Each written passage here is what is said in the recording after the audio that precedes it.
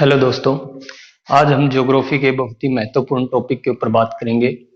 अगर मैं उस टॉपिक के बारे में आपको बताऊं, अगर आप ज्योग्राफी के जितने भी कॉम्पिटिटिव एग्जाम की बात करोगे, चाहे आपका यूजीसी एनटीए नेट हो, चाहे आपका एचपीएससी हो, आरपीएससी हो, यहाँ तक कि कोई भी आपका अगर ज्योग्राफी लेवल का बड़े लेवल का एग्जाम की बात करते हैं, न कि यूजी पीजी लेवल की बात करते हैं, किंतु फिर भी इसके अंदर एक बात जरूर समझनी है। जितना भी हमने यूजी पीजी लेवल पे पढ़ा हुआ है, वो सभी का सभी मैटर, खासकर स्टैटिकल जो काम है, वही काम आज हम पढ़ेंगे। और इस काम को जब हम नेट के एग्जाम में एचपीएससी आरपीएससी या पीजीटी लेवल पे जब इस तरह का कोई क्वेश्चन आता है, तो उस दौरान हमें वो जो यूजी पीजी के दौरान जुटाई हुई नॉलेज वो काम नहीं आती है। क्योंकि आज मैं मैथमेटिकल पोर्शन के ऊपर बात करने जा रहा हूँ, जो आपके लिए बहुत ही महत्वपूर्ण है। और आपके लिए, आपने जितने भी ओल्ड क्वेश्चन पेपर वगैरह देखे होंगे, तो या तो आपने उसको क्रैमिंग के द्वारा याद किया होगा, या आपने वैसे ही कहीं ना कहीं एक तुक्के मारने वाली बात रहेगी कि हम इस चीज को याद कर लेते हैं, शायद ऐसा होगा।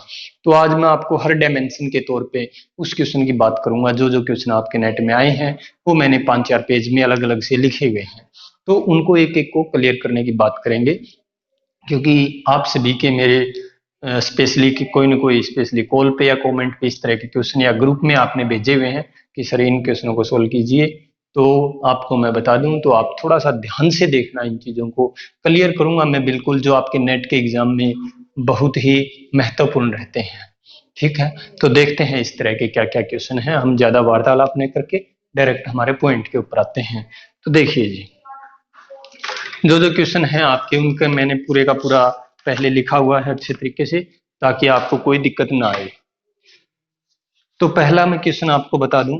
पहला क्वेश्चन, यानी इस तरह के जो जो क्वेश्चन मैंने, जो भी पिछले एग्जाम जितने भी हुए हैं हमारे नेट के, 10 12 15 20 जो भी जितने भी एग्जाम हुए हैं, आपको पता है साल में 2 बार एग्जाम होता है।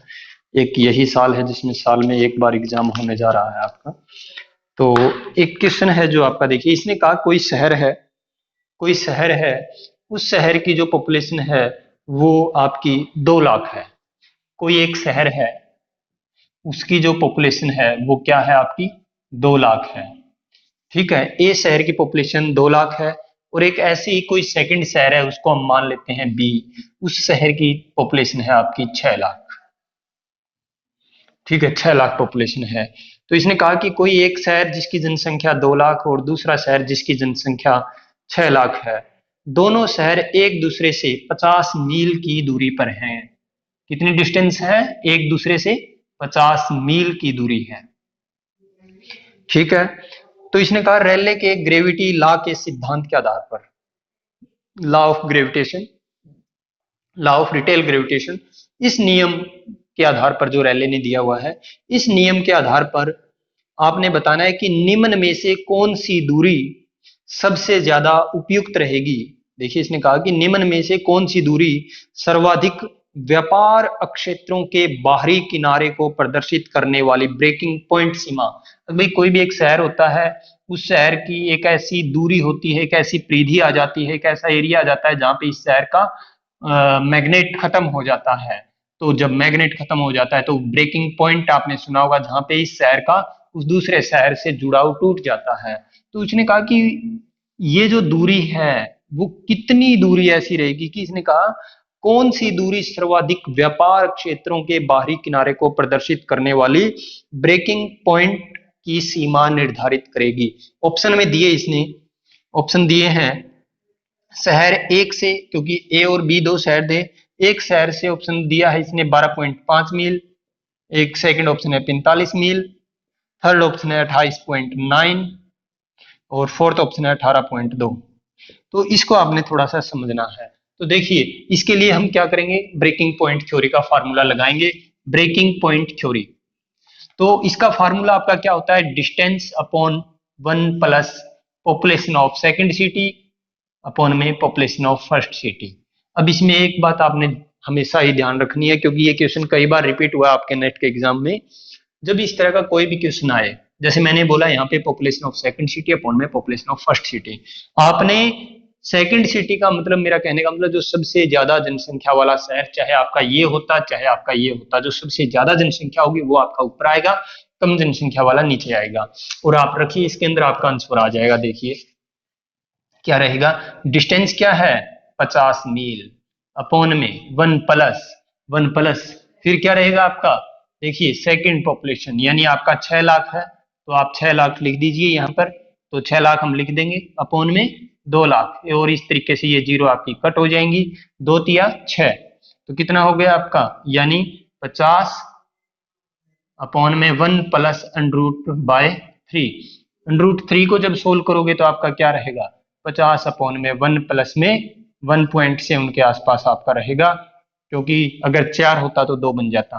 तो अब इसको जब डिवाइड करोगे तो 50 अपॉन में 2.7, यानी 50/2.7, और इसको सोल्व करोगे तो आपका क्या आएगा, तो अप्रोक्सीमेट जो आपका आंसर आएगा, तो यहाँ पर आपका 18.2, क्योंकि सोल्व करोगे अगर ये 3 भी होता तो आपका कितना होता, 17 तिया 51, ठीक है ना, तो आपका 18 पॉइंट कुछ आंसर आएगा, तो आपका ये आंसर बन जाएगा। तो पहले में क्या बताया था इसने, कोई दो शहर हैं ए और बी, ए शहर की पॉपुलेशन 2 लाख है, बी शहर की 6 लाख है, दोनों के बीच में 50 मील दूरी है। ब्रेकिंग पॉइंट के हिसाब से बताइए कि किस दूरी के बाद उनका व्यापार क्षेत्र का प्रभाव खत्म हो जाएगा, तो वो दूरी रहेगी आपकी 18.2 मील। अब ये क्या करेगा आपको, आप इन फ्यूचर देखोगे, या मेरा कहने का मतलब अलग अलग पेपरों में ये यहाँ से चेंज कर देगा, 2 लाख को 20 लाख कर देगा, 2,000 कर देगा, 20,000 कर देगा, 6 लाख को कुछ और कर देगा। तो आपने वो समझना है, बस वही population of second city upon में population of first city. Second city मेन है बड़ी जनसंख्या, चाहे यहाँ पे अगर 20 लाख होती है, 6 लाख होती है, तो हम यहाँ पे 20 लाख लेते, ध्यान रखना। तो इस तरीके से ये फार्मूला आपने नहीं भूलना है, इसको याद रखना है ब्रेकिंग पॉइंट थ्योरी का। इसी तरीके से मैं नेक्स्ट क्वेश्चन की तरफ चलता हूं। तो नेक्स्ट क्वेश्चन हमारा क्या रहेगा, एक बिल्कुल सेम ऐसा ही क्वेश्चन है आपके सामने, तो उसको भी आपने समझना है। तो जो क्वेश्चन आया है सेकंड टाइम आप देख भी लेना, चाहे आप पुराने पेपर कर रहे होगे आपके यूजीसी एनटी नेट के, तो उसके अंदर सेम यही क्वेश्चन आया हुआ है, बस थोड़ा सा उसने वैल्यू चेंज की है। आप इसके बारे में देखिए, इसने कहा कि कोई एक शहर है जिसकी जनसंख्या है 24,000, यहाँ पे उसने लिख दिया 24,000 जनसंख्या है, आप इसको कट कर दो एक बार बस, ठीक है। और दूसरा शहर है उसकी जनसंख्या है 6,000, ठीक है। तो उसने कहा उन दोनों के बीच में दूरी कितनी है, दूरी है 18 मील। तो इसको इन दो वैल्यू को तो आप साफ ही कर दोगे, तो इस तरीके से। और उसने कहा कि ब्रेकिंग पॉइंट थ्योरी का प्रयोग करके बताइए वह कितनी दूरी पर इसका प्रभाव क्षेत्र समाप्त हो जाएगा। तो इसको हम क्या करेंगे, सेम वही फार्मूला, डिस्टेंस अपॉन में 1 plus population of second city upon में पॉपुलेशन ऑफ फर्स्ट सिटी। तो डिस्टेंस कितना है आपका 18 मील, अपॉन में 1 plus population of second city, यानी आपका आप देखिए बड़ा कौन सा है आपका 24,000, तो आपका ये अपॉन में 6,000। तो 3 0 से 3 0, 6 चौका 24, तो आपका 18 अपॉन में 1 प्लस में √4, इसको सोल्व करोगे तो 18, 4 होता है 2 का, तो सोल्व करोगे तो नीचे हो गया 3, ऊपर हो गया 18, और आपका आंसर हो गया 6। तो इस तरीके से आप इस क्वेश्चन को सोल्व कर सकते हो। तो बिल्कुल आसान क्वेश्चन था। इस तरीके से हम नेक्स्ट सम की तरफ चलते हैं, क्योंकि बीच बीच में आपको कुछ क्वेश्चन ऐसे मिलेंगे जो स्टैटिकल क्वेश्चन रहेंगे, क्योंकि मैंने एक स्टैटिक्स का लेक्चर बनाया था, थोड़ा फास्ट था, क्योंकि यूजीसी एनटी नेट की एग्जाम एक एक महीने के अंतराल के ऊपर एक्सटेंड होती गई है, तो थोड़ा सा एजुकेशन को, या मेरा कहने का मतलब कहीं ना कहीं बच्चों की तैयारी को लेके हर तरह की कोशिश करते रहे हैं। तो कोशिश करेंगे अगर टाइम मिला तो आपको स्टैटिक्स के जितने भी क्वेश्चन हुए हैं उनको विद लॉजिक के साथ क्या उसके कारण रहे हैं उन सबको डिफाइन करने का कार्य किया जाएगा। बस आप इसी तरीके से तैयारी करते रहिए, क्योंकि आपने देखा है अभी वैकेंसी की भी भरमार आने वाली है। चाहे अगर हम बात करें आरपीएससी में अभी 48 पोस्ट आई हुई हैं ज्योग्राफी की, और अभी BPSC Bihar public service commission ने भी 122 पोस्ट निकाली थी। ऐसे एचपीएससी के अंदर भी ऐसा बोल रहे हैं कि 150 प्लस वैकेंसी आने की उम्मीद है, तो स्टैटिक्स का बड़ा रोल रहेगा। तो इसने कहा है, देखिए इसने एक स्टैटिक्स के बारे में क्वेश्चन है, वैसे मैं आपको बेसिक बता दूं, हालांकि मैंने उसके ऊपर बात भी बहुत तरह की बताई थी आपको स्टैटिक्स के बारे में। जब हम स्टैटिक्स कर रहे हैं, क्योंकि क्वेश्चन इसने बताया कि रिग्रेशन मॉडल का प्रयोग करके, रिग्रेशन का सवाल है, और रिग्रेशन की अगर हम बात करें, जिसको प्रतीपगमन कहा जाता है, रिग्रेशन का अर्थ होता है वापस लौटिए, ठीक है। क्योंकि अगर आपने ये अच्छे तरीके से हम करेंगे, क्योंकि ऐसा है अब हमने कम टाइम में बहुत सारा मैटर करना है, तो रिग्रेशन के चैप्टर में से, और इसने एक सीक्वेंस मेन इक्वेशन होती है y is equal to a plus d x, ये रिग्रेशन की इक्वेशन होती है, इसको आपने थोड़ा सा ध्यान रखना है, तब आपको पता चल जाता है कि ये रिग्रेशन का क्वेश्चन है अगर आपकी ये स्टेटमेंट दी हुई हो तो, ठीक है। तो आपने ध्यान रखना है। तो इसने चार ऑप्शन दिए हैं। इसने कहा है सिग्मा या summation y minus y mean is equal to 0। फिर इसने कहा है, चार ऑप्शन है, मैं आपको बता दूं फिर इनको एक्सप्लेन कर देंगे। y माइनस वाई मीन न्यूनतम यानी मिनिमम, आप समझ जाओगे, मिनिमम। फिर इसने बताया summation y minus y vector is equal to 0, summation y minus y minus y is equal to minimum. अब ये सेम वही फंडा है अगर आपने मीन की कैरेक्टरिस्टिक पढ़ी हो। अब इसने पूछा ही रिग्रेशन के हिसाब से है। अब ये अगर बात की बात कहें तो वैसे ये सच है बिल्कुल, किंतु रिग्रेशन की फॉर्म में अगर देखा जाए तो ये आंसर इसका मान्य नहीं है।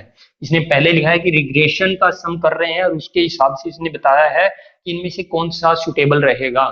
तो ये क्या है, ये आपका इक्वल होता है। देखिए जब स्टैटिक्स की बात करते हैं, मीन की बात करते हैं, summation y minus y mean is equal to 0 होता। और आपको ये भी पता है summation y minus y mean का स्केयर ये आपका क्या होता है, मिनिमम होता है। क्यों होता है ये मिनिमम?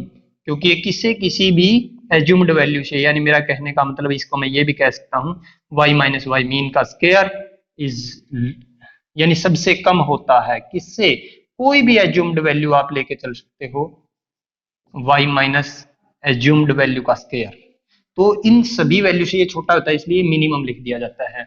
अब यहाँ पे ये किसकी कैरेक्टरिस्टिक है, मीन की है। अब हम कर रहे हैं रिग्रेशन, तो रिग्रेशन में आपका ये तो वैसे ही गलत हो गया, यहाँ पे y माइनस वाई मीन ये मिनिमम होता ही नहीं, क्योंकि यहाँ पे थोड़ा सा ध्यान रखना है, ये y minus y mean is equal to 0 होता है और ये स्टैटिक्स की प्रॉपर्टी है, मिनिमम नहीं होता। ये क्या होता है, 0 होता है अगर स्टैटिक्स होता तो भी। तो इसलिए ये वैसे भी गलत है और स्टैटिक्स हम कर रहे हैं रिग्रेशन, क्योंकि अगर ये स्टैटिक्स की वजह से देखते तो यहाँ पे क्या होना चाहिए था, 0, ठीक है। उसी अगर स्टैटिक्स की वजह से ये ठीक होता, परंतु रिग्रेशन की वजह से ये गलत है। यहाँ पे देखिए ये बिल्कुल ओके है आपका, y minus y mean, y minus y vector, vector है ये, ध्यान रखना, y minus y vector is equal to 0, और ये y माइनस वाई ये तो 0 ही होता है, y माइनस वाई, तो ये देखिए यहाँ पे ये इसने रॉन्ग लिखा हुआ है, तो ये आपने समझना है। यहाँ पे मैं एक आपको बात बता देता हूँ, ये मीन है। जब रिग्रेशन की आप बात कर रहे हो, रिग्रेशन, तो ये क्या बोलोगे आप इसको, sigma y minus y vector is equal to 0। आप इसको सिग्मा भी बोल सकते हो, इसको आप सुमेशन कहोगे तो दी बेस्ट है मैथमेटिकल की लैंग्वेज में, y minus y vector is equal to 0। इसको जब आप लिख रहे हो इसमें रिग्रेशन में, तो आप क्या लिखोगे, सुमेशन y माइनस वाई की जगह आप यहाँ पे क्या लिखोगे, ये मीन का स्केयर है, यहाँ पे वेक्टर का स्केयर, ये आपका मिनिमम होता है, ठीक है। तो देखिए इसमें सिर्फ मीन है, इसमें वेक्टर लगाया है, वेक्टर का सिंबल ये होता है, ठीक है।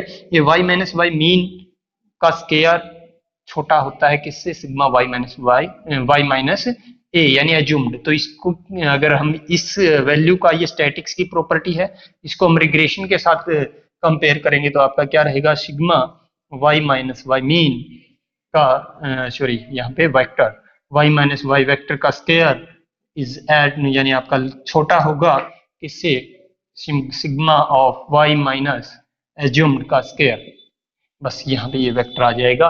तो इसलिए ये क्वेश्चन आपने बताना था, तो ये आपका, ये क्वेश्चन आपका ओके रहेगा। ये जो प्रॉपर्टी आपकी स्टैटिक्स के वजह से एक्सप्लेन कर रहा था, स्टैटिक्स की वजह से ठीक थी, ये स्टैटिक्स के वजह से भी गलत थी, और ये बिल्कुल ही गलत है, ये 0 ही होता है आपका, और ये आपका रिग्रेशन के अकॉर्डिंग ठीक है। तो इस तरीके से हम नेक्स्ट क्वेश्चन की तरफ चलते हैं जी। तो नेक्स्ट क्वेश्चन के ऊपर बात कर रहे हैं। नेक्स्ट क्वेश्चन है आपका, एक क्वेश्चन आया हुआ है, इसने कहा कि 1 ग्राम जल को, 1 ग्राम जल है कोई, उसको 10 डिग्री सेल्सियस तापमान तक गर्म करने के लिए कितनी उष्मा की जरूरत, कितने उष्मा कैलोरी की आवश्यकता है, यानी कितनी कैलोरी की आवश्यकता है, तो ऐसा कुछ बोला है। तो एक बार मैं इसको आपको समझाता हूं, क्योंकि इसने पूछा है कि कोई पानी है उसको आपको कितना गर्म करना है, 10 डिग्री सेल्सियस टेम्परेचर आपने उसका करना है।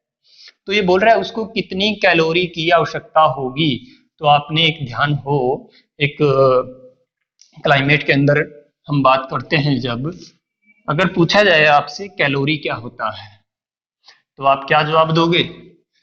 जब आप इसके एक्सप्लेन करने के लिए आप इसको बोलोगे, देखिए प्रश्न दोबारा सुन लीजिए। इसने कहा है 1 ग्राम जल को 10 डिग्री सेल्सियस तापमान तक गर्म करने के लिए उष्मा की कितनी कैलोरी की आवश्यकता होगी।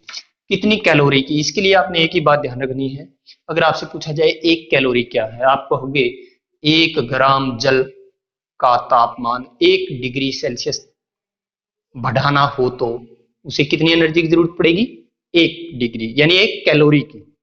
देखिए बात दोबारा सुनिए, 1 ग्राम जल का तापमान 1 डिग्री सेल्सियस बढ़ाना है, उस दौरान जो एनर्जी की जरूरत पड़ती है वो उसमें यूज होती है 1 कैलोरी। अब इसने बोल दिया 10 डिग्री सेल्सियस तापमान बढ़ाना है, तो कितनी जरूरत होगी, 10 कैलोरी। ऑप्शन दिए हुए हैं 1 कैलोरी, 10 कैलोरी, 32 कैलोरी, 5 कैलोरी, तो 10 कैलोरी आपका आंसर रहेगा। नेक्स्ट क्वेश्चन पे चलते हैं हम। नेक्स्ट क्वेश्चन है बड़ा इंटरेस्टिंग क्वेश्चन है। देखिए इसने कहा है कि एक अनुपात, सॉरी ये नहीं था,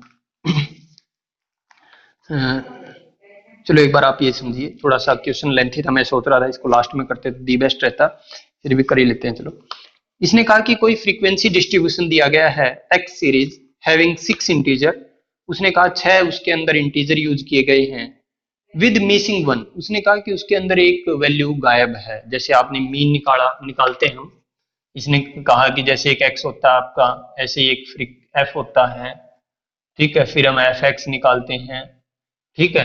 अब कई बार क्या होता है, जैसे 2 3 4 5 7 इस तरीके से होता है आपका, 5 4 2 3 5 इस तरीके से, कुछ भी आप समझ सकते हो। किंतु इसने कहा कि कोई ऐसे एक्स ओ एफ है और उसके अंदर 6 इंटीजर हैं यूजिंग 1 एक्स आई अमंग, कि जिसके अंदर एक आपका क्या है, फ्रीक्वेंसी में एक कोई गायब है, सपोज मान के चलते हैं हम एक्स आई वैल्यू है, ठीक है, कोई एक वैल्यू इसमें गायब है। तो उसने क्या बताया कि among the parameter of the calculating mean x are as function of x, क्योंकि आपको पता है जब हम मीन निकालते हैं तो हमें एक फार्मूला ध्यान रखना होता है, summation of F x upon में एन, तो आपने इस चीज का ध्यान रखना है। इसने बताया कि आपका क्या है कि जो r as the function of x की एफ एक्स मेरा कितना आया, सिग्मा एफ एक्स मेरा कितना आया हुआ है, इसने बताया सिग्मा एफ एक्स है मेरा 370 आया हुआ है। और इसने कहा कि जिसके अंदर और क्या शामिल है, इसने कहा कि इसके अंदर आपका 10x, यानी वेयर, इसने कहा कि एक्सक्लूडिंग 370 कब है, excluding frequency of missing x i, कि एक जो वैल्यू यानी इनकी प्रोडक्ट, जैसे 5 दूनी 10, 2 तिया 6, 4 तिये 12 और प्लस में 4x लिख देते हैं सपोज हम, क्योंकि ये तो मैंने रेंडमली कोई सवाल बनाया, आप ये भी इसको कंफर्म मत कर लेना कि ये वैल्यू लिखी हुई है, कुछ भी नहीं लिखा हुआ, बस मैं एक बार स्टेटमेंट समझाने की कोशिश कर रहा हूं। उसने कहा कि सिग्मा एफ एक्स मेरा 370 प्लस में 10x है, ठीक है।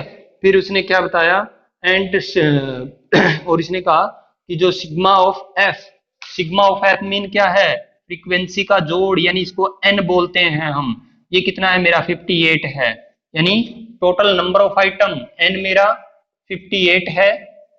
सिग्मा एफ एक्स मेरा कितना है, ये इसने बताया सिग्मा एफ एक्स क्या लिखोगे, 370 प्लस में 10x यानी 10x आप कह सकते हो, और n की जगह हमने क्या लिख दिया 58। और इसने क्या बताया आगे देखिए, इसने कहा और मेरा जो मीन, और उसने कहा मेरा मीन कितना आया हुआ है, मीन की जगह इसने बताया 7.586, ये मेरा मीन है।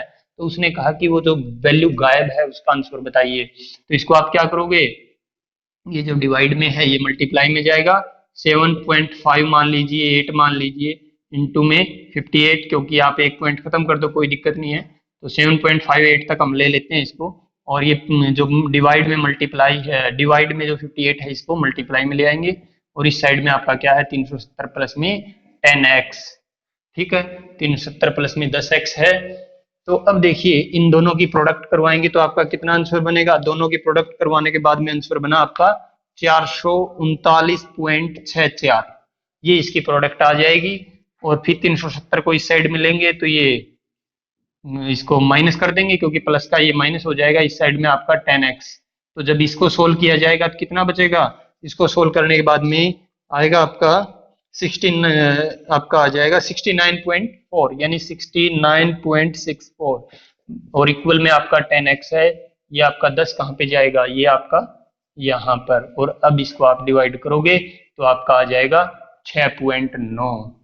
तो 6.9 इसके ऑप्शन है आपके 6, 7, 8, 9, ऑप्शन है 6, 7, 8, 9। तो आप क्या आंसर सिलेक्ट करोगे, आप आंसर 7 सिलेक्ट करोगे और आपका यही आंसर है इसमें। तो आपने इसको ध्यान से समझना है। इसने आपको क्या दिया हुआ था, इसने सिग्मा fx दिया हुआ है, नंबर ऑफ आइटम दिया गया है और मीन की वैल्यू दी हुई है। बस मीन की जगह मीन रख दिया, सुमेशन fx की जगह ये रख दिया, और आपका n की जगह इसने 58 रख दिया। तो आपने इसको ध्यान रखना है जी। तो इस तरीके से आपका कितना आंसर आ जाएगा, आपका 6.9, जो कि आपका 7 के पास है। तो इस तरीके से आपने ये क्वेश्चन करना था। इसी तरीके से हम नेक्स्ट क्वेश्चन की तरफ पहुंचते हैं। तो नेक्स्ट क्वेश्चन, जितने भी क्वेश्चन है आपके नेट में आए हुए हैं आपको बता दें, बहुत ही महत्वपूर्ण आपके क्वेश्चन हैं, तो आपने इनको सभी को अच्छे तरीके से समझना है, याद नहीं करना है। तो थोड़ा सा ठंडे दिमाग से आपने जवाब देना है, और जब आप एग्जाम पेपर में दे रहे हो तो आपने साथ के साथ पानी पीते रहना है, ध्यान रखना, क्योंकि ठंडा पानी पियोगे तो थोड़ा सा माइंड भी चलता रहेगा और आपके क्वेश्चन भी ठीक होते रहेंगे, और ये मेरा अनुभव है, ठीक है। मैं अपने सभी स्टूडेंट को भी यही कहता हूँ कि आप सभी के सभी क्या करिए, आप इसी के साथ पानी पीते रहिए। तो अब देखिए जी क्वेश्चन क्या आया हुआ है आपके सामने। हाँ बिल्कुल, मैं अभी अभी आपको बता के बस 2-4 मिनट पहले प्रश्न आया हुआ है कि विच वन ऑफ द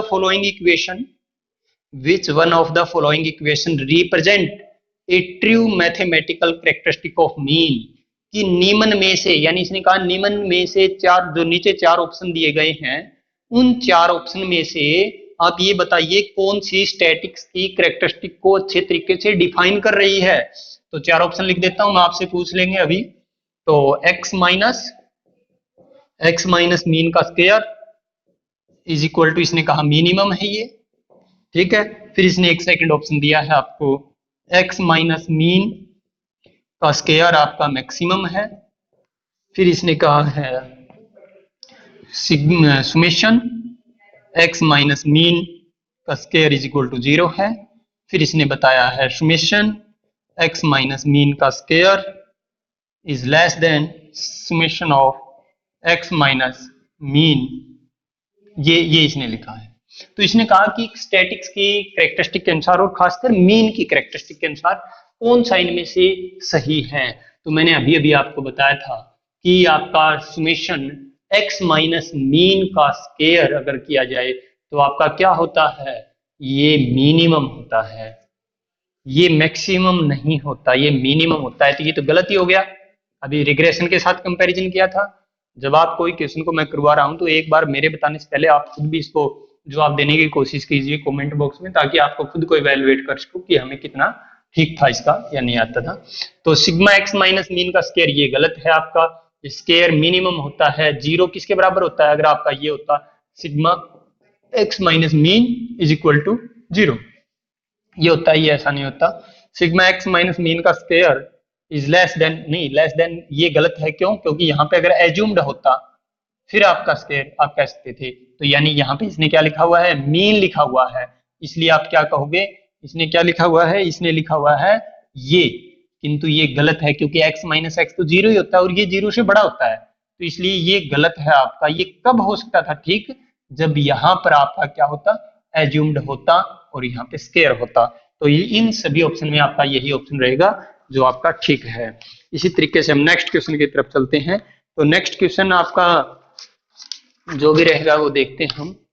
हाँ, तो नेक्स्ट क्वेश्चन आपका ह्यूमिडिटी से रिलेटेड है, तो आपको पता होना चाहिए।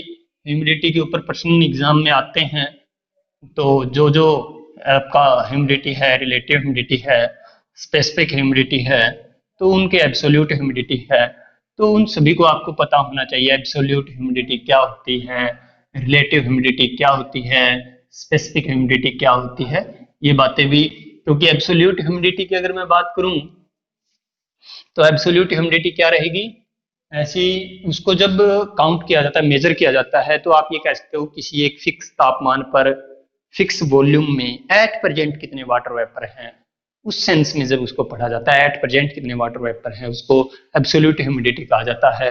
रिलेटिव ह्यूमिडिटी की बात करते हैं, तो एट प्रेजेंट कितने हैं, कितने आने की संभावना है, ठीक है, कितने हैं, कितने आने की संभावना है, उसको परसेंटेज में जब काउंट किया जाता है, तो आपका क्या होता है, आपका रिलेटिव ह्यूमिडिटी होता है। स्पेसिफिक ह्यूमिडिटी की बात करेंगे, तो जब उसको ग्राम में, ग्राम भार या ग्रेन में जब उसको मेजर किया जाता है, तो आपका स्पेसिफिक ह्यूमिडिटी रहता है। तो वो हमने पढ़ना है। देखिए क्या क्वेश्चन आया हुआ है, मैथमेटिकल क्वेश्चन है। इसने बताया कि an air temperature of 50 degree Fahrenheit, कि कोई हवा है और उस हवा का जो टेम्परेचर है वो आपका 50 डिग्री फ़ारेनहाइट है। कितना है, 50 डिग्री फ़ारेनहाइट है, with actual vapour pressure of 4.6 हेक्टापास्कल। और उसने कहा एट प्रेजेंट, या अब जो उसमें अगर देखा जाए एट प्रेजेंट या एक्चुअल, जो एक्चुअल वेपर, यानी आप समझ सकते हो एट प्रेजेंट, इसमें कितना, एट प्रेजेंट कितना है आपका वाटर वेपर, 4.6 हेक्टा पास्कल इसने लिखा हुआ है, ठीक है। On A saturation vapour pressure is 12.3 hecto pascal, तो उसने कहा कि उसमें कितने आने की संभावना है सेचुरेशन के लिए, उसका जो सेचुरेशन के लिए यानी उसकी जो समता की बात करें, तो उसके अंदर कितना आना चाहिए, उसने कह रहा है कि वो उसमें 12.3 हेक्टा पास्कल आपका आ सकता है। तो इसके हिसाब से would have a relative humidity, तो उसने कहा कि इसमें कितनी रिलेटिव ह्यूमिडिटी रहेगी। रिलेटिव ह्यूमिडिटी क्या होता है आपका, परसेंटेज होता है, और परसेंटेज को कैसे, एट प्रेजेंट कितना है 4.6, कितना आ सकता है 12.3, तो वही, तो यानी एट प्रेजेंट कितना है आपका 4.6, कितना आ सकता है 12.3 गुणा में 100, पॉइंट से पॉइंट खत्म। इसको आप सोल्व कर लो, आपका 37% के आसपास या बिल्कुल एग्जैक्ट 37 के आसपास ये आपका आएगा, तो आपने इसको ध्यान रखना है। इस तरीके से आपका क्वेश्चन रहेगा। ऐसे ही एक नेक्स्ट क्वेश्चन आपका क्या है, देखिए इसने बताया है, ये भी आपका एटमॉस्फेयर से रिलेटेड है। बस अगर किसी को स्ट्रक्चर ऑफ एटमॉस्फेयर आता है और स्ट्रक्चर ऑफ एटमॉस्फेयर जिसने पढ़ा है उसके अंदर क्वेश्चन ये पढ़ा हुआ हो या ये स्टेटमेंट जानता हो कि जैसे जैसे हम आपके सरफेस एरिया से ऊपर की तरफ जाते हैं तो आपका तापमान घटता जाता है, और तापमान जो घटता है आपका, आपको पता है कि 1 किलोमीटर के ऊपर 6.5 डिग्री 6.5 डिग्री सेल्सियस टेम्परेचर पर किलोमीटर के हिसाब से जब कम होता है तो उसको नॉर्मल लैप्स रेट कहा जाता है। तो इस चीज का इसके अंदर यूज होगा। तो इसने क्या कहा, एक विमान 10 किलोमीटर की ऊंचाई पर उड़ रहा है, सपोज हम ये मानते हैं कि ये हमारा सरफेस एरिया है, सरफेस एरिया है, और एक कोई एयरक्राफ्ट है, मैं इस एयरक्राफ्ट को बना के देखता हूँ, ये मान के चलिए कोई एयरक्राफ्ट है, ये कितना इस सरफेस एरिया से कितनी हाइट पे उड़ रहा है, ये उड़ रहा है 10 किलोमीटर की ऊंचाई के ऊपर उड़ रहा है, ठीक है। और इसने कहा कि इतनी ऊंचाई पर जब वो उड़ रहा है तो ये 10 किलोमीटर ऊंचाई पर तापमान कितना है आपका, -40 डिग्री सेल्सियस टेम्परेचर है। तो इसने कहा कि सरफेस एरिया पर टेम्परेचर क्या होगा, तो इसने क्या कहा, देखिए कि कोई एयरक्राफ्ट है सरफेस एरिया से 40 सरफेस एरिया से 10 किलोमीटर की ऊंचाई पर उड़ रहा है, वहां पर तापमान -40 डिग्री सेल्सियस है। तो आप बताइए सरफेस एरिया पर कितना टेम्परेचर होगा। तो यहाँ पे आप देखिए, यानी आपको पता है 1 किलोमीटर पे कितनी डिग्री, अब आप ये मान लीजिए 1 2 3 4 5 इस तरीके से करके देखें, तो मान के चलो कि यहाँ पर 10 डिग्री सेल्सियस 10 किलोमीटर हो गया, 1 किलोमीटर पे कितना गिर रहा है टेम्परेचर 6.5, ऐसे ही सेकंड पे 6.5 गिरता जाएगा, तो 10 किलोमीटर तक कितना होगा, आप 10 किलोमीटर को 6.5 से मल्टीप्लाई कीजिए, 65 डिग्री सेल्सियस टेम्परेचर होना चाहिए, कितना 65 डिग्री गिर जाएगा, क्योंकि नीचे अगर हम मान के चले 0 है तो ऊपर माइनस का 65 होना चाहिए, बिंदु ऊपर तो -40 हुआ, इसका मतलब नीचे प्लस में है, कुछ न कुछ प्लस में है। तो कैसे निकालोगे? 65 में से आप क्या करो, 40 घटा दीजिए। 65 में से 40 घटाओगे तो 5 और 6 में से 4 गया 2। इसका मतलब नीचे 25 था आपका, 25 में से फिर आपका 1 किलोमीटर पे जाओगे 6.5 गिरेगा, फिर 6.5 गिरेगा तो एक ऐसा पॉइंट आएगा, मान के चलो यहाँ पे 0 हो जाएगा, फिर 6.5 करते करते आपका -40 हुआ है। तो आपने इसका क्या रखना है ध्यान, सबसे पहले आप ये देखिए कितनी ऊंचाई है, 10 हो, 15 हो, 20 हो, कुछ भी हो, तो आपने जितनी किलोमीटर हाइट हो उसको 6.5 से मल्टीप्लाई की, 6.5 से आपने मल्टीप्लाई किया, और आपका आंसर जो भी आए उस आंसर को उस जो हाइट दी गई है उस पे जो टेम्परेचर है उसमें से उसको घटा दीजिए, आपका आंसर आ जाएगा जी। ठीक है, इस तरीके से आपने इसको करना होगा। ठीक है, तो आपका आंसर इसमें दिया हुआ है, इसमें ऑप्शन है 24, 25, 30 और 20। तो 24, 25, 30 और 20, तो आपका क्या आंसर रहेगा, 25 डिग्री सेल्सियस टेम्परेचर था आपका सरफेस एरिया के ऊपर। देखिए नेक्स्ट क्वेश्चन हम करेंगे रॉबिन्सन मेथड के ऊपर। तो उससे पहले एक बार हम इसको इरेज करते हैं।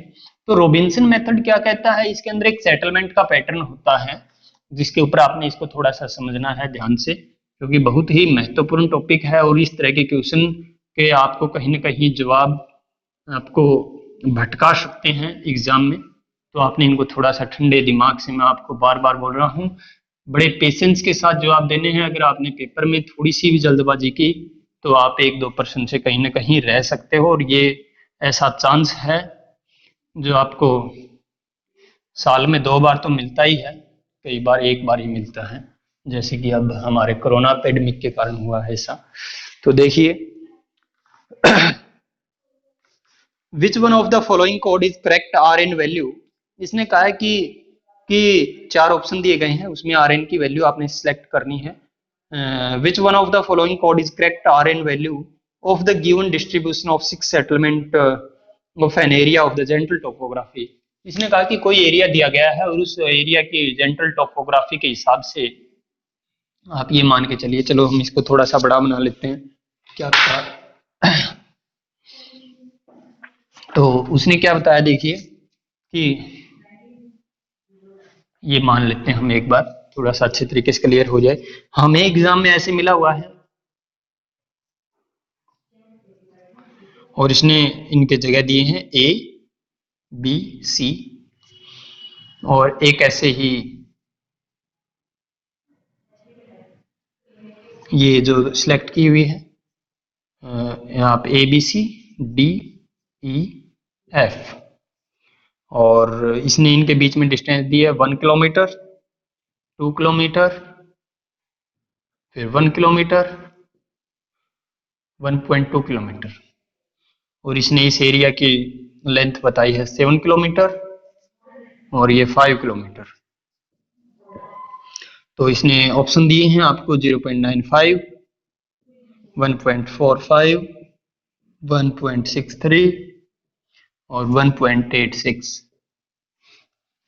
इसमें इसने कहा विच one of the following code is correct, कि नीचे दिया गया कौन सा कोड आपका सही है। R N value of the given distribution of 6 settlement, ये 6 सेटलमेंट है, 1 सेटलमेंट, 2, 3, 4, 5 और 6, इन 6 सेटलमेंट की आर एन वैल्यू आप बताइए। आर एन, तो इसका एक फार्मूला होता है आपका DN, रॉबिन्सन मेथड भी आप कह सकते हो, DN 0.5 into area bye nested population. तो इसको जब हम सोल्व करेंगे तो पहले आप क्या करोगे, DN निकालोगे। DN मीन क्या होता है, यहाँ पे एक बार देखिए, एक बार इस पैटर्न को देखोगे आप, A से B गए कितना किलोमीटर दूर बनता है आपका, 1 किलोमीटर, फिर B से C गए आप कितना बनता है, 1 किलोमीटर। इसी तरीके से A से B गए, B से C गए, 3 सेटलमेंट ही आपस में एक दूसरे से कनेक्ट है। इनमें शॉर्टेस्ट डिस्टेंस क्या रहेगी, अब आप बताइए, 1 किलोमीटर या 1.2 किलोमीटर। जो शॉर्टेस्ट डिस्टेंस है वही आपकी एक बार फिर आप ऐड कर दोगे। तो पहले A से B पे गए 1 किलोमीटर, फिर B से C पे गए, 1.2 किलोमीटर। फिर इसी पैटर्न में, क्योंकि इससे अलग कोई और सेटलमेंट यहाँ पे नहीं है इस पैटर्न से जुड़ी हुई, तो इनमें शॉर्टेस्ट डिस्टेंस होगी, वो देख के आपने दोबारा ऐड कर देनी है। ठीक है, फिर आप देखिए इसी तरीके से अब इसमें डी से ई पे गई, कितना हुआ आपका, यहाँ पे ही कर देता हूँ चलो मैं, 1 किलोमीटर, प्लस में ई से एफ पे गए 2 किलोमीटर। किंतु अब इन दोनों के अंदर आपकी शॉर्टेस्ट डिस्टेंस क्या है, 1 किलोमीटर, क्योंकि इनमें छोटी आपकी ये फिर आपने ऐड कर दी। अब ये कितनी थी टोटल नेस्टेड, आपकी 6 सेटलमेंट थी। तो अब देखिए जो इसको ऐड करोगे तो 1 2 सॉरी ये 1.2 था, मैंने ध्यान नहीं दिया, पहले ए से बी 1 किलोमीटर, बी से सी पे 1.2 किलोमीटर, और 1 और 1.2 में शॉर्टेस्ट आपकी 1 थी, ये ऐड कर दी गई। फिर 1 किलोमीटर, फिर 2 किलोमीटर, इन दोनों में शॉर्टेस्ट थी वो मैंने फिर ऐड कर दी। तो जोड़िए इसको, 1 2 3 4 2 6 और एक 7, 7.2 हो गया, डिवाइड बाई 6। इसको आप डिवाइड करोगे तो कितना हो जाएगा आपका, या तो पॉइंट से भाग दे लो, या आपके पास दोनों तरीके हैं, ध्यान रखिए। इस पॉइंट को आप ऐसे है, आप इसको नीचे 6 है, पॉइंट खत्म करने के लिए आपने एक जीरो लगा दिया, 12 5 60, 12 6 72, यानी 6 बटे, यानी आप कह सकते हो 6/5। तो इसका कितना हो गया 1.2। तो यानी आपका डीएन की जगह क्या रख सकते हैं हम, 1.2। किंतु एक बार इसको और सोल्व कीजिए आप, यानी 0.5 इसको रख ही लेते हैं चलो हम क्वेश्चन में। आर एन जीरो ऊपर आया हुआ है आपका 1.2, कितना आया हुआ है 1.2 अपॉन में 0.5 under root A by N. A mean area, area कितना है 7 5 35, N mean number of settlement कितना है 6। तो 35 को 6 से भाग दोगे तो आपको ये थोड़ा ध्यान रखना, ये क्या है अलग से ही, ये इस तरीके से। तो 35 को 6 से भाग दोगे, आपको पता है 5 से कम ही वैल्यू आएगी। 5 से कम आई क्यों आएगी, क्योंकि 6 के साथ छिको 36। तो इस हिसाब से आपका क्या बनेगा, यानी आपको अगर ज्यादा इस पे डाउट रहे तो आप इस तरीके से कर सकते हो, 6 5 30, ठीक है। फिर आपका ऐसे लगाइए 6 48, ठीक है, यानी 5.8। तो यानी यहाँ पे क्या हुआ, हमारा कंक्लूजन यहाँ तक पहुंचा कि 1.2 अपॉन में 0.5 अंडर रूट 5.8। अब 5.8 को जब सोल्व करोगे तो आपका कितना होगा, आपको पता है 2 का स्क्वायर 4 होता है, 3 का स्क्वायर 9 होता है।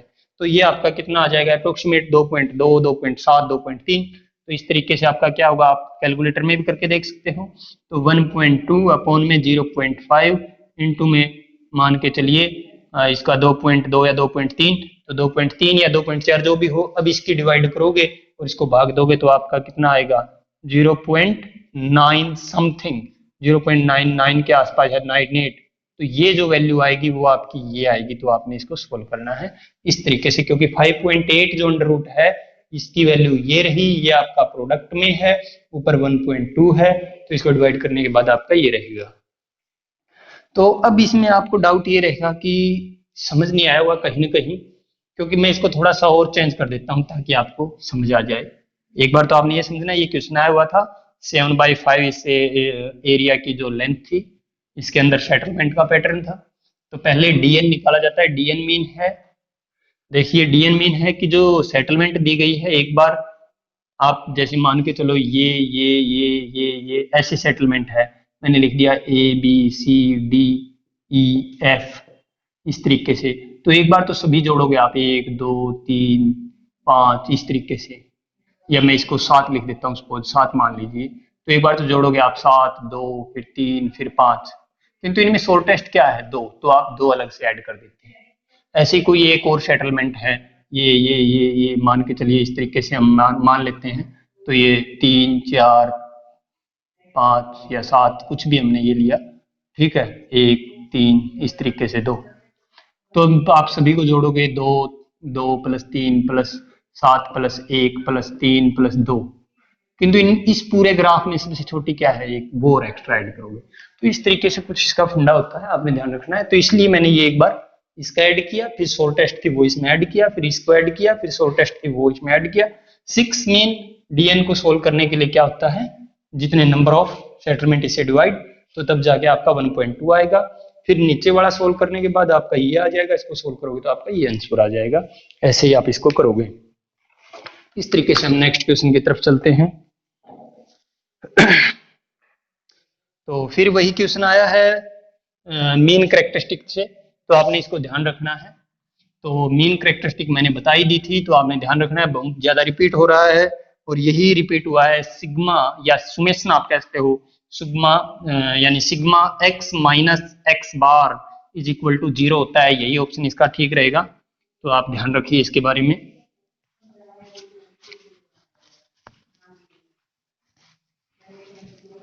तो मीन ऑफ कैरेक्टरिस्टिक का आपने थोड़ा सा ध्यान रखना है। मैंने बहुत ज़्यादा पहले भी जो लेक्चर बनाए थे उसमें मीन, मोड, मीडियन सभी के ऊपर बात की थी, तो वो भी थोड़ा सा आप एक बार रिवाइज कर लेना कि मीन के लिए क्या यूज होता है, मीडियन को कैसे निकालते हैं, मोड को कैसे निकालते हैं।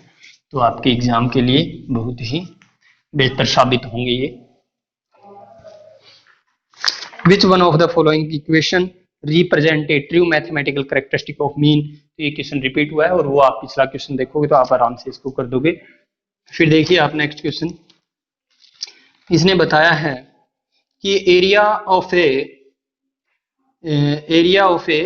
बेसिन ऑब्टेनिंग, हाँ okay, drainage basin, area of a drainage basin on a map with RF is 1:50,000, यानी 1 सेंटीमीटर 50,000 सेंटीमीटर मेजर किया गया है। As the 200 square centimeter what will be the basin area of map what it reduced at the RF 1:1,00,000। इसने कहा है कि कोई map है, सपोज ये मान के चलिए, इसने कहा इसका मैप का स्केल है 1:50,000, ठीक है, और इस दौरान इसका एरिया कितना है आपका, और इसने बताया 1:50,000 इसका स्केल है और ये एरिया शो कर रहा है आपका 200 स्क्वायर किलोमीटर को। फिर ये कह रहा है अगर मैं what will be the basin area of map की नया इस जो अगर मैं इसका what will be the area of the map की इस मैप का एरिया क्या होगा अगर मैं इसका स्केल घटाकर 1,00,000 कर देता हूँ। What will be the what is when it is reduced at the 1,00,000, 1,00,000 ही लिखा है बिल्कुल। तो इसने कहा कि स्केल इसने क्या कर दिया इसका, एक सेकेंड, यानी इसने कहा कि इस मैप को इसने स्केल कर दिया इसका 1:1,00,000, ठीक है। तो 1,00,000 सेंटीमीटर इसने कर दिया। तो ये कह रहा है कि इसका जो मैप का एरिया कितना होगा, आपको पता है ये इतना था और जब इसका एरिया क्या कर दिया गया 1,00,000 सेंटीमीटर स्क्वायर कर दिया गया, तो आपको पता है 1 centimeter is equal to 50,000 centimeter है। इसका मतलब 50 किलोमीटर है, या मेरा कहने का 50 किलोमीटर क्या, सॉरी, हाफ किलोमीटर, क्योंकि एक किलोमीटर के अंदर आपका कितना होता है 1,00,000 सेंटीमीटर होता है, 1,00,000 सेंटीमीटर। तो ये 50,000 सेंटीमीटर है, तो आपका 1/2 किलोमीटर। और अब इसने क्या कहा है कि what will be the basin area of map what it reduce eight the RF is 1,00,000, कि अगर मैं इसका जो बेसिन है, इसका जो मैप है, इसका उसने घटा के इसका क्या कर दिया स्केल 1,00,000 कर दिया गया, जो पहले 50,000 था, तो इसका एरिया कितना होगा। अब आपको पता है जैसे जैसे ये स्केल आपको बड़ी नजर आ रही है ना, रियल में ये बड़ी नहीं है, ये छोटी है, ध्यान रखना। पहले ये 50,000 थी, अब ये कितनी हो गई स्केल 1:1,00,000, यानी 1 सेंटीमीटर मेरा 1,00,000 सेंटीमीटर को दर्शा रहा है, यहाँ पे 1 सेंटीमीटर मेरा 50,000 सेंटीमीटर को दर्शा रहा है। तो आपका एरिया कितना होगा, मेरा कहने का मतलब, क्योंकि मैप और छोटा हो जाएगा, ये आपने ध्यान रखना। अगर 1:5,000 कर दिया जाए, यानी ये आपका बड़ा है, तो ये मैप 10 गुना बड़ा हो जाएगा इससे, किंतु ये यहाँ पे डबल, देखिए यहाँ पे अगर ये स्केल डबल किया है तो मैप हाफ हो गया आपका। तो आपने ध्यान रखना है 200 का आपका कितना हो जाएगा 100 स्क्वायर सेंटीमीटर हो जाएगा आपका 100 स्क्वायर सेंटीमीटर। तो ध्यान रखना ये अगर आपका 50,000 था, ये कितना हो गया 1,00,000, तो आप क्या करोगे इसका, यहाँ पे ये बड़ा है तो उसी रेशो में, यानी यहाँ पे डबल हुआ है तो यहाँ पे 2 से डिवाइड कर दोगे, यानी हाफ कर दोगे। अगर यहाँ पे ये 5 गुना कर दिया जाता तो यहाँ पे 5 से डिवाइड कर देते। तो ये थोड़ा सा ध्यान रखना, अगर आपका एक ये दिखने में आपको बड़ा दिख रहा है, किंतु रियल में मैं आपको बार बार बोल रहा हूँ, अगर बोला जाए आपके सामने 1:5000, 1:50,000, 1:5 लाख, इस तरीके से, तो आपने इसको थोड़ा सा ध्यान रखना है। 5 लाख या 50 लाख जो भी, तो आपने कितना हो जाएगा ये, ठीक है, इस तरीके से। तो आपका 1:50 लाख इस तरीके से। तो इनमें सबसे बड़ी ये है, फिर ये है, फिर ये सबसे छोटी आपकी ये है। तो आपने ध्यान रखना है, यहाँ पे स्केल दिखने में आपको डबल किया गया है, किंतु ये रियल में रिड्यूस किया गया है। क्या किया गया है? रिड्यूस। यहाँ पे रिड्यूस हुआ तो ये रिड्यूस हुआ है। बस अगर हम थोड़ा सा हिंदी भाषा में अगर आपको मैं समझाने की कोशिश करूं, तो यहाँ पे जो आपको डबल हुआ है, यहाँ पे रियल में इसका मैप क्या होगा? हाफ हो जाएगा। अगर ये बोल दिया जाता आपको कि इसने क्या किया, इसका ऐसे कर दिया, 10,000 कर दिया, तो अब क्या करते आप? इसका 50,000 स्केल था पहले, एक सेंटीमीटर 50,000 सेंटीमीटर के बराबर, और इसका स्केल कितना कर दिया गया? 1:10,000। तो यानी 5 गुना कम कर दिया। इसका मतलब इसका मैप जिससे 5 गुना बड़ा हो जाएगा। यानी आप क्या कह सकते हो, ये आपका 5 गुना बड़ा मैप हो गया। अगर ये 200 था तो 2×5=10, यानी आपका 1000 स्क्वायर सेंटीमीटर एरिया हो जाएगा आपका, ठीक है, यानी 5 गुना। तो इस तरीके से प्रश्न आएंगे जो हम पढ़ेंगे अभी आगे, तो आपने ध्यान रखना है। नेक्स्ट क्वेश्चन देखिए, इसने ऐसा ही क्वेश्चन दिया है, बिल्कुल सिंपल सा। इसने कहा कि an original map has the RF is 150,000, कि 1 सेंटीमीटर मेरा 50,000 सेंटीमीटर के बराबर है। अगर मेरा 50,000 सेंटीमीटर के बराबर है, तो इसने कहा कि RF मेरा क्या होगा, यानी नई मैप का RF मेरा क्या होगा अगर मेरा स्केल 1:2.5 लाख हो जाता है। तो आपको पता होना चाहिए, बिल्कुल सिंपल सा क्वेश्चन है। तो इसने कहा कि कोई मैप था मेरा, इसने कहा ये कोई मैप था और इसका स्केल कितना था? 1:50,000। फिर इसने कहा कि एक आगे कोई मैप बना हुआ है, ठीक है, और उस मैप का स्केल क्या हो गया? अब इसका मैप का स्केल क्या कर दिया इसने? तोड़ मरोड़ के 1:2.5 लाख कर दिया। तो अब ये बताइए, ये मैप कितना बड़ा होगा या छोटा होगा? इसने ऑप्शन में दिया है रिडक्शन 1/5, एनलार्जमेंट 5 टाइम्स, रिडक्शन 1/10 और एनलार्जमेंट 10 टाइम्स, यानी 1/10, 1/5, 5 टाइम्स, यानी 1/5, यानी पहले वाले का 5वां हिस्सा हो जाएगा, पहले वाले का 5 गुना बढ़ जाएगा, पहले वाले का 10 गुना कम हो जाएगा, पहले वाले का 10वां हिस्सा बढ़ जाएगा, इस तरीके से। तो सीधी सी बात है, यहाँ पे मैंने पहले भी आपको बताया है, पहले 1:50,000 स्केल था, इसका स्केल हो गया 1:2.5 लाख। तो आप क्या कहोगे? ये 5 गुना छोटा हो गया इससे। तो इसका मतलब आप क्या बोलोगे? 1/5, क्योंकि यहाँ पे जो मैंने बताया था, यहाँ पे आपको ऐसे लग रहा है कि ये बढ़ाया है। कितना बढ़ाया? 5 से मल्टीप्लाई किया गया है, जैसे 50,000 को 5 से। तो यहाँ पे आप क्या करोगे? जो एरिया है उसको 5 से डिवाइड कर दोगे, जो भी यहाँ पे एरिया था, तो ये 5 गुना छोटा हो गया। पहले अगर 1 एरिया था तो ये 5 गुना 5 से डिवाइड कर दो, 1/5 होगा। अगर ये 10 होता तो 10 को 5 से डिवाइड कर देते आप, 2 हो जाता। जिसका एरिया ना दिया गया हो आप 1 मानिए, यहाँ पे 5 से मल्टीप्लाई हो रही है तो यहाँ पे 5 से डिवाइड होगा। यहाँ पे आपने एक चीज और ध्यान रखनी है, अगर यहाँ पे डिवाइड हो रहा है, मान के चलिए यहाँ पे आपका 50,000 की बजाय अगर 10,000 हो जाता, मान के चलो 10,000 हो जाता, यानी यहाँ पे अगर डिवाइड होता है, भाग होता है, तो यहाँ पर आप क्या करते? मल्टीप्लाई करते। यहाँ पे 5 से भाग हुआ है तो यहाँ पे 5 से गुणा करोगे। अगर यहाँ पर 5 से गुणा हुई है तो यहाँ पर 5 से भाग करोगे। बस ये कंसेप्ट आप माइंड में रखना। तो नेक्स्ट क्वेश्चन है आपका, the contour interval followed in SOI यानी survey of India, the contour interval followed in survey of India toposheet with 1 centimetre 50,000 scale. कि ये बोल रहा है कि कोई टोपोसिट है और उसका स्केल है 50,000 सेंटीमीटर, यानी 1 सेंटीमीटर मेरा 50,000 सेंटीमीटर को दर्शाता है। तो उसका जो सर्वे ऑफ इंडिया जो टोपोसिट है उसके अंदर कंटूर इंटरवल कितना होगा? ध्यान रखना, ये कांस्टेंट होता है, ये स्थिर होता है। किसी भी टोपोसिट के अंदर जो आपका कंटूर इंटरवल है वो आपका कितना होता है? 20 मीटर का होता है, 20 metres contour interval is constant in toposheet survey of India. तो आपने इसको ध्यान रखना है, बिल्कुल सिंपल क्वेश्चन था। ऐसे ही एक नेक्स्ट क्वेश्चन आया है, ये भी मैं इसी के ऊपर बता देता हूँ आपको। इसने कहा कि 1:50,000 पैमाने वाले, तो हम इसी के ऊपर बात करेंगे। थोड़ा सा देखिए इसने क्या कहा है। तो इसने कहा कि कोई भी एक 1:50,000 पैमाना स्केल वाला, इसने कहा कि कोई मैप है और उसका स्केल कितना है, 1:50,000 स्केल के 1:50,000 स्केल का कोई मैप है। अगर उसका आकार, उसका साइज 5 गुना बढ़ा दिया जाता है। इसका साइज क्या कर दिया उसने, इसने क्या किया, इस मैप का साइज 5 गुना बढ़ा दिया। ये मान के चलिए आपका ये साइज हो गया आपका, ये इसने 5 गुना साइज इस मैप का बढ़ा दिया।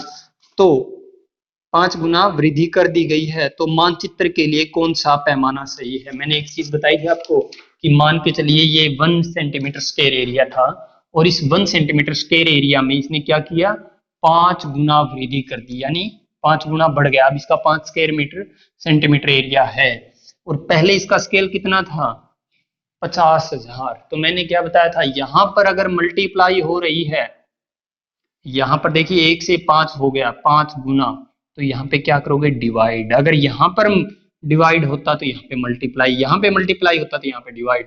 तो अब इसका स्केल क्या होगा, पहले 50,000 था तो 1:10,000 सेंटीमीटर आपका एरिया रहेगा। तो आपने ध्यान रखना।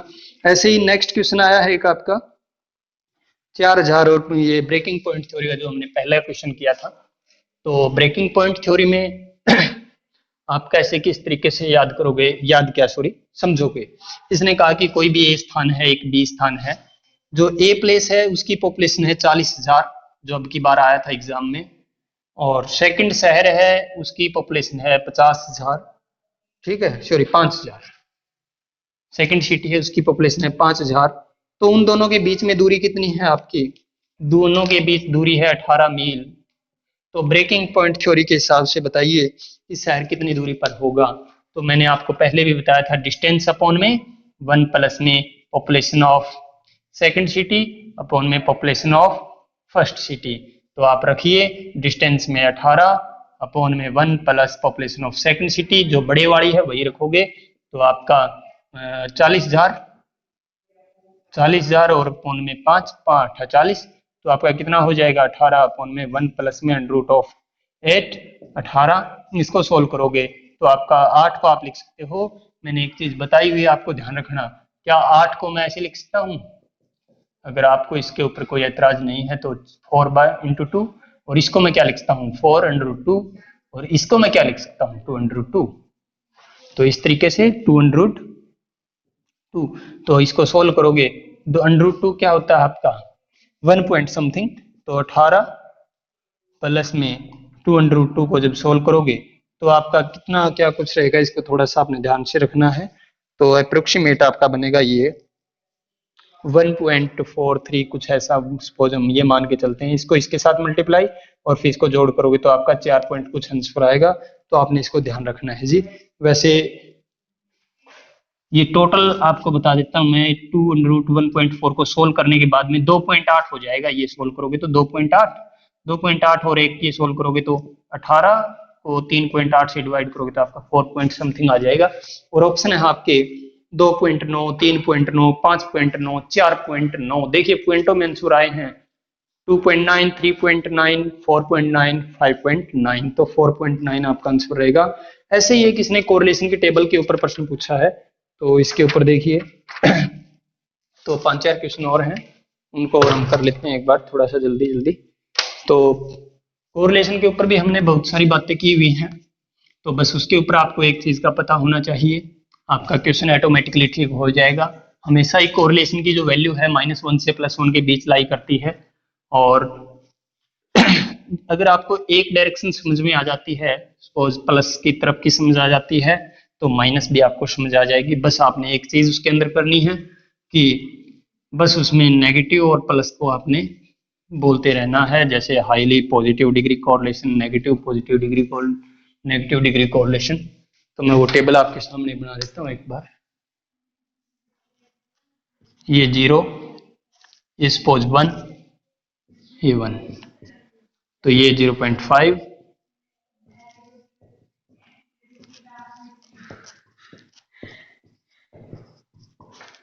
इस तरीके से हम इसको कर सकते हैं। तो जो जीरो है आपका, इसको आप क्या बोलोगे? जब जीरो अगर आपकी कोरिलेशन की वैल्यू आ जाए, एक तो आप हमेशा ही ध्यान रखना कोरिलेशन कम से कम दो वैल्यू के बीच होता है। कोरिलेशन मीन रिलेशनशिप, कभी भी एक वैल्यू के बीच में रिलेशनशिप नहीं होती। तो इसको आपने थोड़ा सा ध्यान रखना है। रिलेशनशिप हमेशा ही दो या दो से ज्यादा के बीच ही होती है, अकेले की कोई रिलेशनशिप नहीं होती। तो जीरो अगर आपका आंसर आता है तो नो कोरिलेशन, नो कोरिलेशन, या आप अब्सेंस कोरिलेशन, अब्सेंस कोरिलेशन, ठीक है। ऐसे ही अगर आपका आंसर जीरो से बड़ा है परंतु 0.25 तक है, तो आपका आंसर क्या रहेगा? क्योंकि पॉजिटिव पोर्शन की तरफ चले हुए हैं, पॉजिटिव लो डिग्री कोरिलेशन, पॉजिटिव लो डिग्री कोरिलेशन। अगर आपका आंसर 0.25 से बड़ा है परंतु 0.75 तक है, तो आपका क्या रहेगा?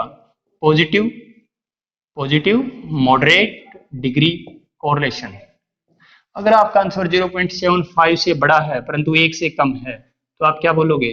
Positive high degree correlation. अगर आपका आंसर एक है तो आप क्या बोलोगे? Positive perfect correlation. तो सेम यही कंडीशन, अगर आपका आंसर 0 से 2 पॉइंट, ये माइनस का पोर्शन आ गया तो आपने ध्यान रखना है। अगर आपका 0 से बड़ा है परंतु -0.25 तक है, तो नेगेटिव लो डिग्री कोरिलेशन। अगर 0.25 से बड़ा है परंतु 0.75 तक है, तो नेगेटिव मॉडरेट डिग्री कोरिलेशन। अगर आपका आंसर 0.75 से बड़ा है परंतु -1 से छोटा है, तो नेगेटिव हाई डिग्री कोरिलेशन। अगर आपका आंसर -1 है, तो आप क्या बोलोगे? Negative perfect correlation. ठीक है जी, आप इस तरीके से इस तरह के क्वेश्चन को मैच करना आता है। आप इसकी वैल्यू देखिए और आप इसके हिसाब से इसको सेट कर सकते हो।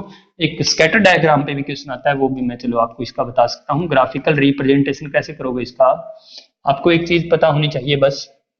चलो मैं इसके एक बार बॉक्सेस बना लेता हूँ।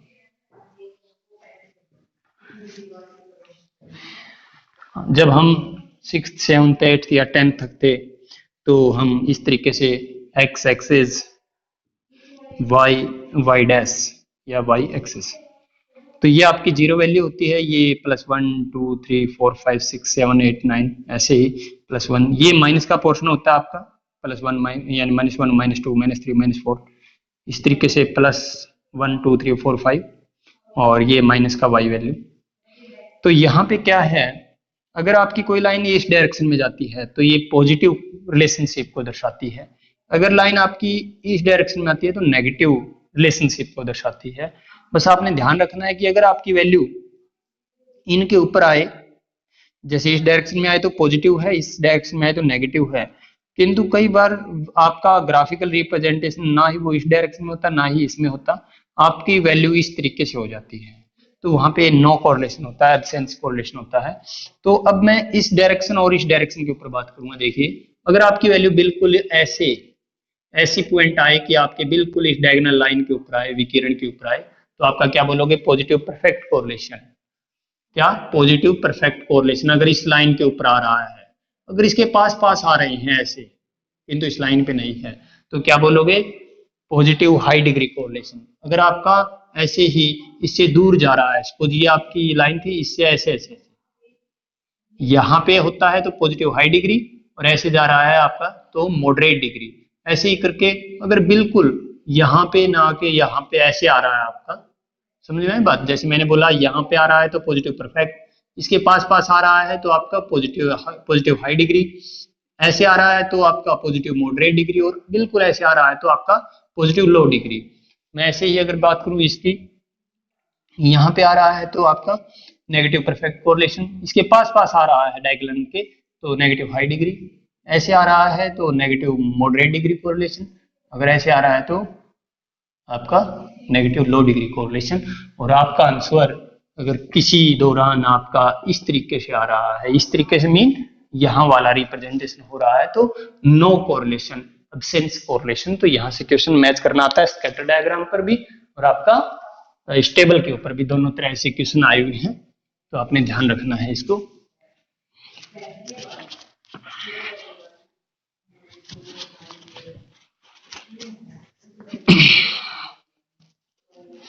पीछे से किसी लेक्चर में किसी स्टूडेंट ने कमेंट किया था कि सर आप बोर्ड पे डस्टर वगैरह यूज कीजिए, किंतु मैं बता दूं कि डस्टर वगैरह यूज करने से बोर्ड की शाइनिंग चली जाती है, किंतु अगर आप कॉटन का कोई कपड़ा यूज कर रहे हो तो बोर्ड की शाइनिंग आपकी वही रहती है। ये कारण है कपड़ा यूज करने का। तो इसलिए कपड़े पे न ध्यान दे, सिर्फ मैटर के ऊपर ध्यान दिया जाए तो दी बेस्ट है। और वैसे आप थैंक यू, आपने ये जो समस्याएं इसके लिए बताई हैं। तो नेक्स्ट क्वेश्चन पे हम बात करते हैं। तो नेक्स्ट बहुत ही इंपॉर्टेंट क्वेश्चन है, थोड़ा सा पढ़ेंगे तो इसको टफ लगेगा, परंतु नॉर्मल क्वेश्चन है। देखिए इसने कहा कि कोई टोपोग्राफिकल मैप है जिसका स्केल है 1:50,000 स्केल है। कोई मैप दिया हुआ है सपोज मान के चलिए, और इसका स्केल है 1:50,000 और उसके ऊपर दो स्थान हैं, एक ए स्थान है एक बी स्थान है। जो ए प्लेस है उसकी अबोव सी लेवल या मीन सी लेवल से जो हाइट है वो कितनी है आपकी 200 मीटर्स है, 200 मीटर अबोव सी लेवल हाइट है। ऐसे ही कोई बी प्लेस है, उसकी जो हाइट है वो आपकी 240 मीटर्स है, 240 मीटर्स लेवल है, यानी 240 मीटर है। तो 240 मीटर। और इसने क्या बताया फिर कि the distance between A and be on the map, कि ए और बी है जो उन दोनों के बीच में जो दूरी है वो इसने क्या बताई 4 सेंटीमीटर है। एक सेकंड, शायद सॉरी, इसने बताया कि the distance between A and be on the map is 4 centimetre. Okay, यही है। किसने कहा कि इनके बीच जो डिस्टेंस है वो 4 सेंटीमीटर है। The correct gradient between A and be together would be, तो इन दोनों के बीच में ए और बी के बीच में जो ग्रेडियंट की वैल्यू पूछी है कि करेक्ट ग्रेडियंट की जो प्रवणता है वो क्या रहेगी। तो यहाँ पे आपने एक चीज को समझना है, एक वैल्यू बात को, कि सपोज ए स्थान है, ये 240 मीटर ऊंचा है आपका। एक बी स्थान है, ये आपका सॉरी ये 200 मान लेता हूं मैं, छोटा है, ये 240 मीटर है, ठीक है, ये इससे ऊंचा है आपका। इन दोनों के बीच दूरी 4 सेंटीमीटर है। और अगर मैं इस हिसाब से अगर देखूं तो इसके बीच का जो एक एंगल बनता है, इसके ग्रेडियंट पूछा है इसने कि कितना ग्रेडियंट रहेगा ये, तो ये पूछ रहा है। तो इसमें आपने क्या ध्यान रखना है, इस तरह का जब कोई क्वेश्चन आ जाए, बीच में दूरी इसने 4 सेंटीमीटर, ये 4 सेंटीमीटर है, एक ही बात है, यहाँ पे मानिए यहाँ पे मानिए। तो आप इसके लिए क्या करोगे, इसका स्केल क्या है आपका 50,000 सेंटीमीटर, यानी 1 centimeter is equal to 50,000 centimeter, 50,000 centimeter इसका स्केल है। तो इस तरह के क्वेश्चन के लिए आप ये बताइए कि गैप कितना है अबोव सी लेवल हाइट दोनों में, 40 मीटर। पहले आपने देखना है हमेशा ही जब इनके बीच में गैप कितना है 40 मीटर का। आप ये बताइए 1 सेंटीमीटर किसके बराबर है, 50,000 सेंटीमीटर। मैंने आपको एक चीज बताई थी, 1 किलोमीटर में 1,00,000 सेंटीमीटर होते हैं, या आप कह सकते हो 1 किलोमीटर में 1,000 मीटर होते हैं। ध्यान से सुनिए, 1 किलोमीटर बराबर है 1,000 मीटर, और 1,000 मीटर कहिए या 1 किलोमीटर कहिए, 1,00,000 सेंटीमीटर, 1,00,000 सेंटीमीटर। अगर मैं बात कहूं 1,00,000 सेंटीमीटर की जगह अगर मैं लिख देता हूं 50,000 सेंटीमीटर, तो इसका मतलब ये हाफ हो जाएंगे 500 मीटर। तो ये मैं क्या कह सकता हूं कि ये 500 मीटर मेरा किसके बराबर है। अब आप समझिए इसने क्या यूज किया है कि 1 किलोमीटर में 1,000 मीटर के बराबर है, तो 50,000 सेंटीमीटर में कितने मीटर होंगे, 500 मीटर। तो मैं यहां से ये बात उठाना चाहता हूं, 1 किलोमीटर में 1,000 मीटर होते हैं, तो 500 मीटर में आधा किलोमीटर होता है, हाफ किलोमीटर होता है। तो यहाँ पे मैं क्या कह सकता हूँ कि 50,000 सेंटीमीटर, इसके अगर मैं मीटर बनाऊंगा तो क्या कह सकता हूँ कि 500 मीटर, 1 सेंटीमीटर मेरा बराबर है 500 मीटर के। किंतु इसने क्या बताया, कितना गैप है ए और बी के बीच में, 4 सेंटीमीटर। तो 1 सेंटीमीटर जब मेरा 500 मीटर है तो 4 सेंटीमीटर किसके बराबर होगा, 500 गुना में 4, यानी आपका हो गया 2,000 मीटर। 2000 मीटर। तो ये जो 2000 मीटर आया है, ये मैं लिखने को तो ऐसे भी लिख सकता था, 40 मीटर गैप था अपोन में, कितना गैप है नीचे, आपका स्केल क्या है 50,000 सेंटीमीटर इंटू में 4, किंतु ये अब 50,000 सेंटीमीटर क्या है गैप, सॉरी स्केल। तो इस स्केल को ये सेंटीमीटर में था, यहाँ पे मीटर है, ये सेंटीमीटर है, इसको हम क्या करें, इसको मीटर में कन्वर्ट कर लें। ये मैंने यहाँ पे इसीलिए किया कि 1 सेंटीमीटर मेरा 50,000 सेंटीमीटर है, तो 1 सेंटीमीटर इसका मतलब 500 मीटर। तो इस 500 मीटर को मैं क्या लिख देता हूँ यहाँ पे, और कितने सेंटीमीटर जगह है 4, तो 4 कंटूर इंटरवल कितना है 4, तो ये मीटर में हो गया आपका 50,000 सेंटीमीटर के 500 मीटर गुणा में 4। तो अब इसको आप ये पूरा मीटर में है, कट करिए इसको, 10 से 10, 4 एकम 4, तो ऊपर क्या हो गया आपका 1/50 सेंटीमीटर, या आप इसको सीधा काट दीजिए, 4 धाया 40, 10 से 10, 1/50 वही बचना है, तो ध्यान रखना चाहिए। फिर नेक्स्ट क्वेश्चन इसने एक बार बोला है, यदि कोई मानचित्र है और उसका जो आरएफ है 1:5500 पे बनाया गया, कोई मैप है, उसका जो आरएफ है, कोई मैप है, उसका जो आरएफ है 5500 पे बनाया गया है, आप सेंटीमीटर मान के चलिए, इसका स्केल है 5500 सेंटीमीटर, 1 सेंटीमीटर 5500 सेंटीमीटर के इक्वल है। यदि मानचित्र को छोटा कर दिया करके आधा कर दिया गया, इसको कितना किया गया, यदि मानचित्र को छोटा करके आधा किया जाता है, मानचित्र आपका ये जितना था उसको हमने आधा कर लिया, तो ये बोल रहा है कि स्केल क्या होगा। सीधी सी बात मैंने क्या बताई थी, यहाँ पे जब इसको डिवाइड कर रहे हो, डिवाइड का मतलब आधा किया, इसका मतलब 2 से भाग दिया आपने, जब यहाँ पे भाग दिया जाता है तो इसको मल्टीप्लाई कर दो, तो इसका कितना होगा, इसको मैप को आधा कर दिया तो कितना किया, 2 से डिवाइड किया, यानी आपका मतलब 2 से डिवाइड किया इस साइज को, तो आप इस साइज को 2 से मल्टीप्लाई कर दीजिए, आपका कितना हो जाएगा 200, 20, 2 5 10 और 1 11, यानी आपका 11,000 आपका ऑप्शन हो जाएगा, बिल्कुल बी ऑप्शन था आपका ये। ऐसे ही एक आगे जो मैप दिया गया है, इसने बताया है कि if representative fraction of A map is 1 centimetre बराबर है 50,000 सेंटीमीटर के, ये बोल रहा है कि कोई मैप है और उसका जो आरएफ है 1:50,000 सेंटीमीटर के बराबर है, आपका कोई मैप है उसका स्केल, तो उसमें इसने बताया कि अगर नया मैप की now map size reduce 3 time, कि अब हमने मैप का साइज 3 गुना कम कर दिया।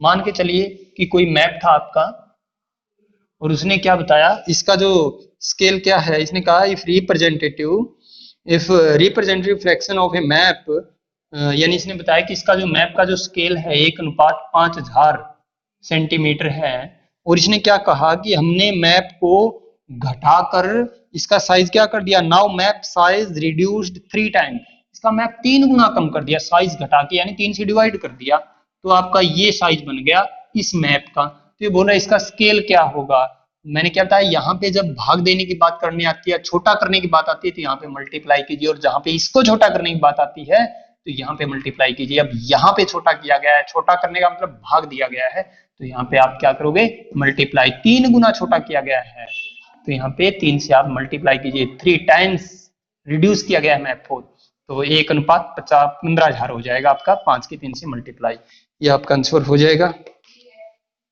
ऐसे ही एक और क्वेश्चन इसने ऐसे किया है, आरएफ दिया गया है 1:2500 के मानचित्र को 2.5 गुना बढ़ा दिया गया, कि 2.5 गुना बढ़ा दिया गया, और विस्तारित मानचित्र की मापनी क्या होगी, ये बोल रहा है कि कोई मैप था आपका, ठीक है, और इसने कहा कि ये कोई मैप है आपका, मान के चलिए, इसने कहा कि इसका स्केल है 1:2500 सेंटीमीटर, ठीक है, फिर इसने कहा कि इस मैप को कितना 2.5 गुना बड़ा कर दिया गया, 2.5 गुना, मान के चलिए ये बड़ा हो गया आपका, 2.5 गुना बड़ा हो गया, और बड़ा करने के बाद ये बोला इसका स्केल क्या होगा, जब मैप बड़ा हुआ है इसका मतलब यहाँ पे मल्टीप्लाई हुई है, तो यहाँ पे डिवाइड कर दीजिए, 2.5 से अगर भाग दोगे तो 1:1000, यानी आपने भाग देना आता ही है, 25 था, 2.5 से आप कर दीजिए, पॉइंट खत्म कर लो, ये कर दो आप, 25 एकम 25 और ये 000, समझ में आई ना बात, ध्यान रखना, 2.5 का मतलब 0.5, पॉइंट के नाम के ऊपर 0 लगा दीजिए और आपका हो जाएगा।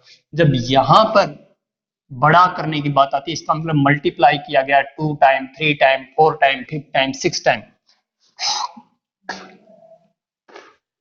तो यहाँ पे आपका क्या किया गया, क्यों इंक आ गई थी ऊपर से, तो यहाँ पे क्या हुआ, तो यहाँ पे जब मल्टीप्लाई आपका किया जाता है ज्यादा, तो जैसे जितना मल्टीप्लाई किया जाता है उसी दौरान आप उतना ही डिवाइड कर दोगे बस, और इसमें और कुछ नहीं है।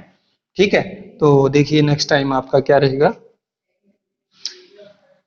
तो आप इसका स्केल रहेगा आपका 1:1000।